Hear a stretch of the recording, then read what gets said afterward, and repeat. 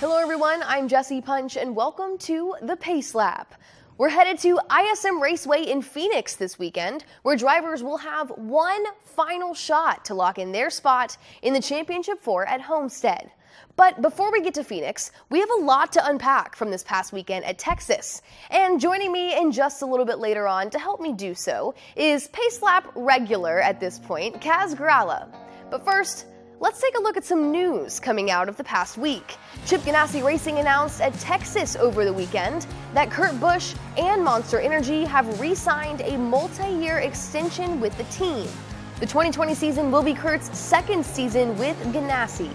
Current ARCA and Whelen Modified team, Our Motorsports, announced they will be going Xfinity racing in 2020. The announcement came last week at the NASCAR Hall of Fame with team owner Chris Auer and modified champion Andy Seiss unveiling their plans to race the number 02 Chevrolet in the NASCAR Xfinity Series full-time in 2020. The team will also continue to compete part-time in the ARCA Series. Andy, talk to me a little bit about this moment. You mentioned that this wasn't a switch, it was more of an expansion. How do you hope that that expansion and moments like this draw more attention to the ARCA Series and the level of competition that's there? Well, anytime you can kind of bridge that gap, and we'll have opportunities, not only myself, but other drivers. We've expanded, we've had drivers drive for us, and it would just give them an opportunity. Okay, if you've proven yourself in the ARCA car at a particular track, maybe we could bring you back in the Xfinity car knowing you have that experience, get to work with the same people, all the different things. So more racing just makes it easier, more R&D work, more experience. So it's very exciting, and hopefully we can continue our momentum from the ARCA Series. And finally, Kyle Busch has announced that he will make his IMSA debut competing in the Rolex 24 at Daytona in February. The NASCAR champion will drive for Aim Vassar Sullivan and is expected to prepare for the event in the Roar Before the Rolex 24 in January. On Saturday, the NASCAR Xfinity Series took on Texas Motor Speedway, putting them one step closer to the final competition at Homestead. Let's check it out.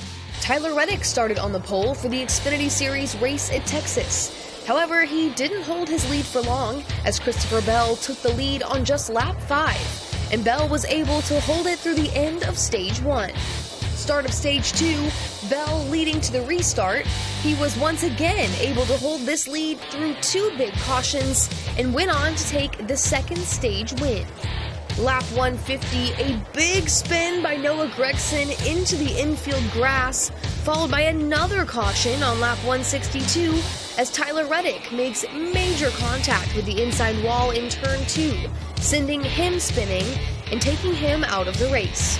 Chastain leads the restart on lap 171, but Christopher Bell quickly overtakes him for the lead, and he goes on to sweep the stages at Texas.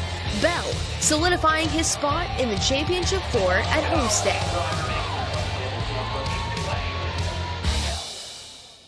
After the break, I'm joined here in studio by Kaz Grala to talk all about that Xfinity highlight and take a look at the Cup Series action from Texas.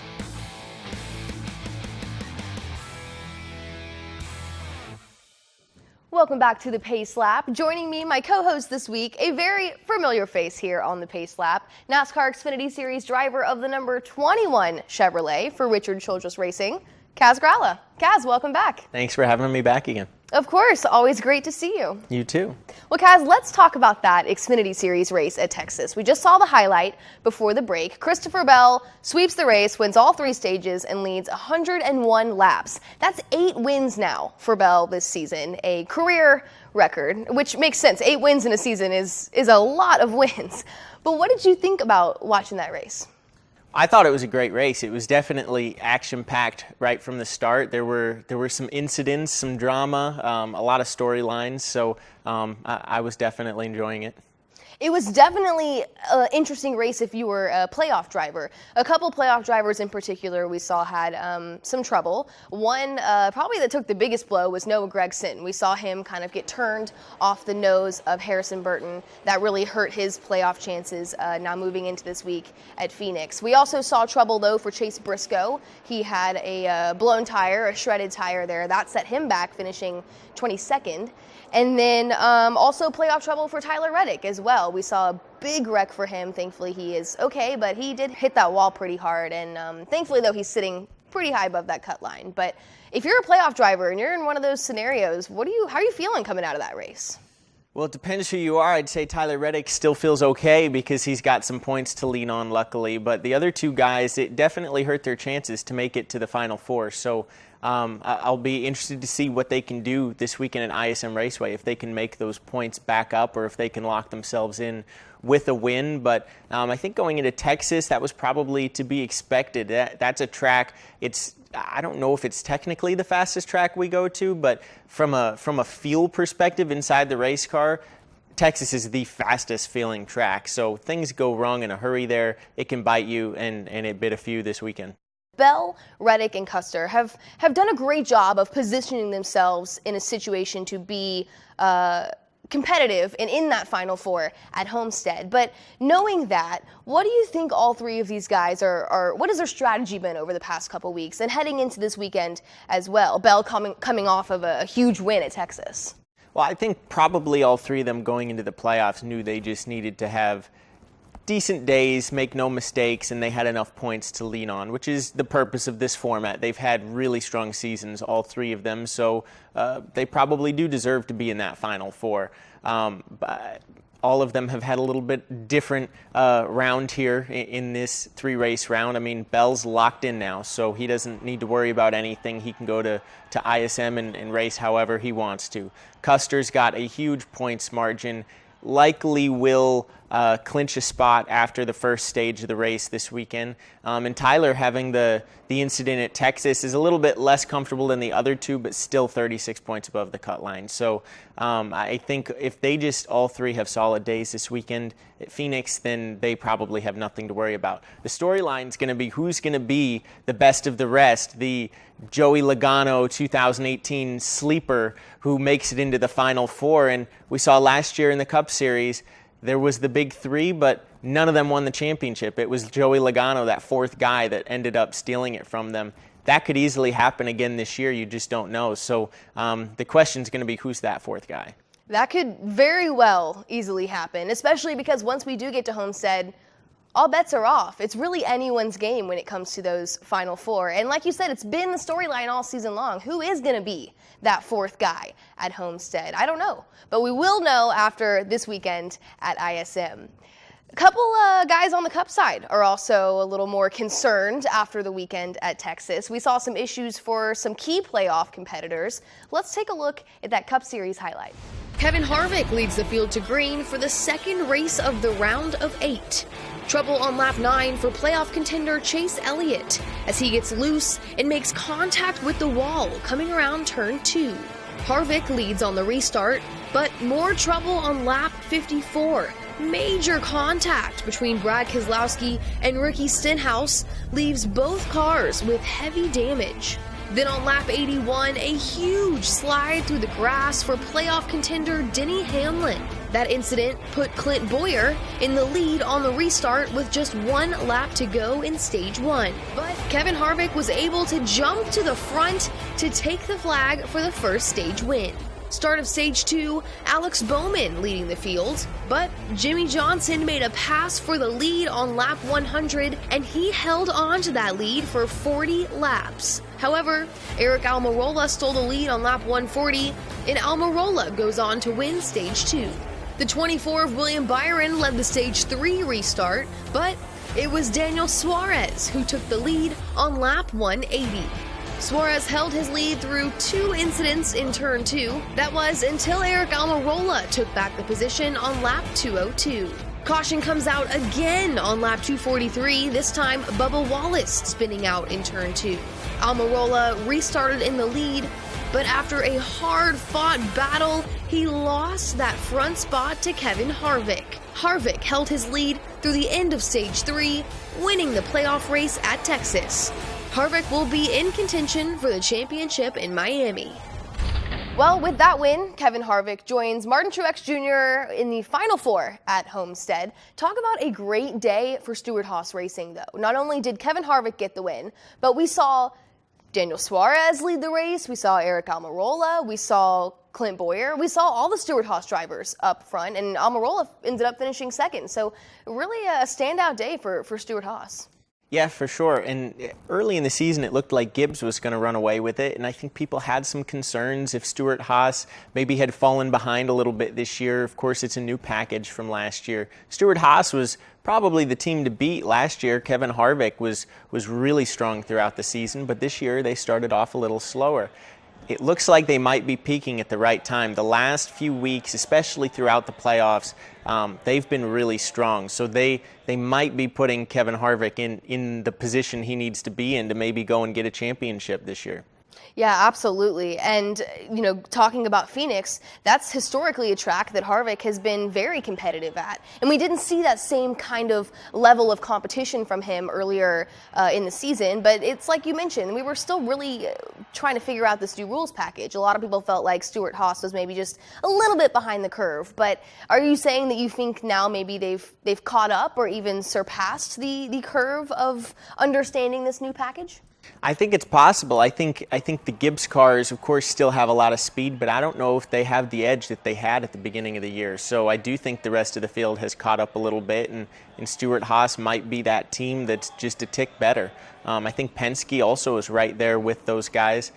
So I wouldn't say there's any clear favorite at all going into Homestead, no matter who makes it into the Final Four. So that makes it even more interesting to watch.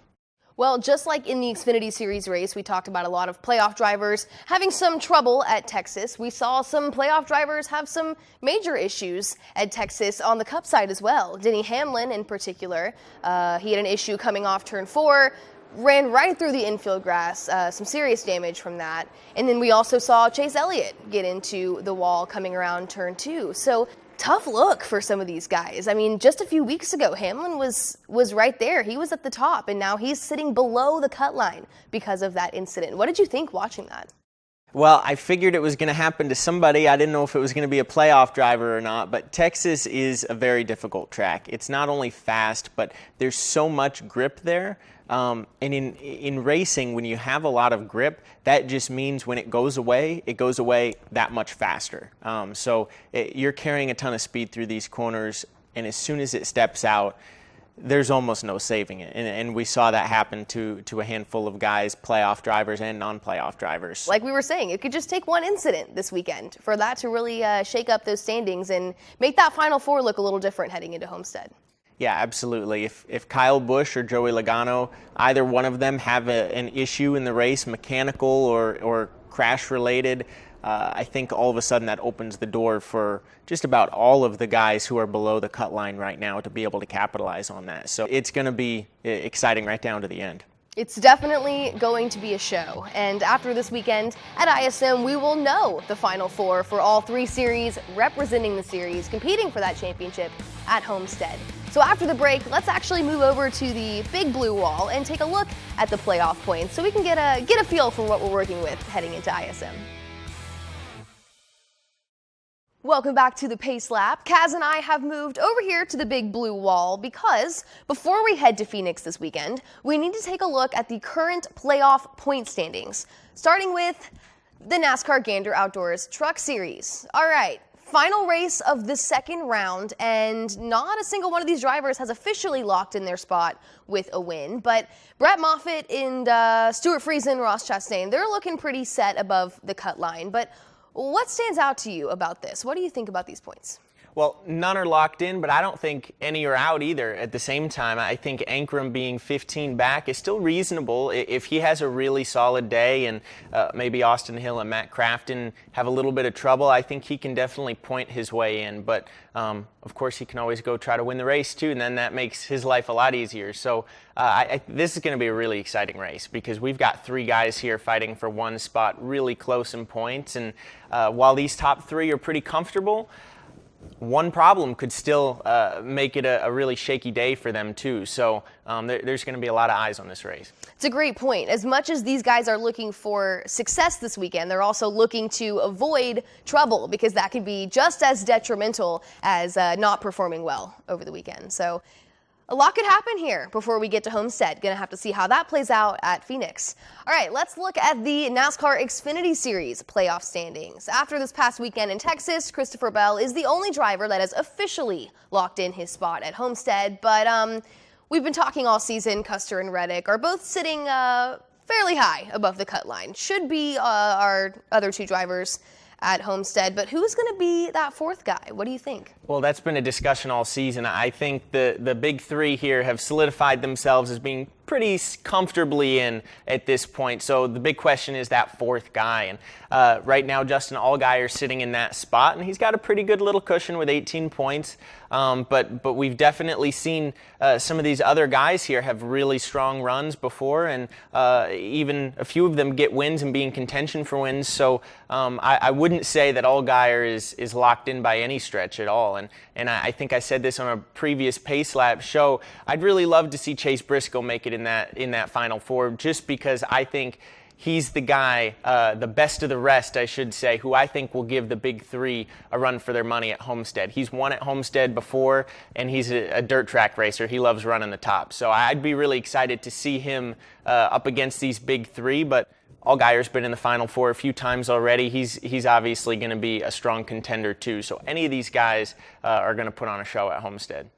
Well, like you said, don't count any of them out. We could very well see a lot of these guys still competing for that championship at Homestead. Let's move on, though, and take a look at the Cup Series playoff standings. Okay, Martin Truex Jr. and Kevin Harvick are both locked in. But right now, we're looking at the same Final Four we had at Homestead last year. Do you think that's what we're going to go in with this year, or are we going to see one of these guys here grab that fourth spot? Well, as it stands, I think if these four guys have even just a decent day at ISM, I think they'll be able to make it to the championship four. I think one of them has to have an issue, specifically Kyle Busch or Joey Logano, since they're not locked in. If they have an issue, all of a sudden that opens it up for sure for Denny Hamlin, Ryan Blaney, the rest of these guys. And Denny's been having, in my opinion, a career year. He's got more wins than he's had before, and definitely looks to be in championship form. So he'd be the one I would keep my eyes on out of the other four who might potentially be able to move his way above the cut line here. Well, it's just as you said, just 2 weeks ago, we were looking at Denny Hamlin. A lot of people had him circled as their potential champion for this year. And after having that little bit of trouble this past week at Texas and sliding through the infield grass, he's now sitting below the cut line, but still very much in the competition, like you said. So going to be an interesting weekend at ISM across all three series, but we're going to have to see who's representing those three series at Homestead for that championship battle. After the break, we're talking ISM Raceway. Kaz is going to put us in the driver's seat and teach us all he knows about this mile-long track. Welcome back to the Pace Lab, joined here with Kaz Grala. And Kaz, as we were talking, we are headed to Phoenix this weekend, racing at ISM Raceway. You have experience both in the Truck Series and in the Xfinity Series at ISM. Talk to me a little bit about what it's like to race at that racetrack. Well, it's always been one of my favorite tracks, actually. It's so unique, and I just love any opportunity to go to a track that's different from anywhere else. So it's actually been one of my better racetracks. I feel like having that flat track feel to it. It doesn't have a ton of banking, so it's really technical with being precise on your marks with driving. So it's definitely a challenge going there, and especially since it is so different and so unique. But it's a little different than the last time I raced there, actually. They've moved the start-finish line, which, believe it or not, has changed more than I would have thought with the racing, according to talking to the other drivers. So it's funny. I was just talking to Tyler Reddick, my teammate, the other day about it, and I said, well, is the racing any different now that they've flipped the start-finish line? He said, once you're under green, no, it's the same old track. He said, but the restarts are crazy. And he was actually so concerned about the restarts that sitting 37 points above the cut line, he's considering starting from the tail no matter where he qualifies, just so that he's not in harm's way for the start, which I thought was crazy, but I guess that's how hectic those restarts can get. So I know I'm going to be tuned in on Saturday to see what the heck happens in the Xfinity race. And of course, we've got Trucks and Cup there too, so it should be a good weekend. It's going to be a very full weekend. That's so crazy to think about, though, that just moving the start-finish line can make such a big difference that a driver doesn't want to start at the front. Because I feel like anytime you ask a driver where you want to be on a restart, they say, well, obviously at the front.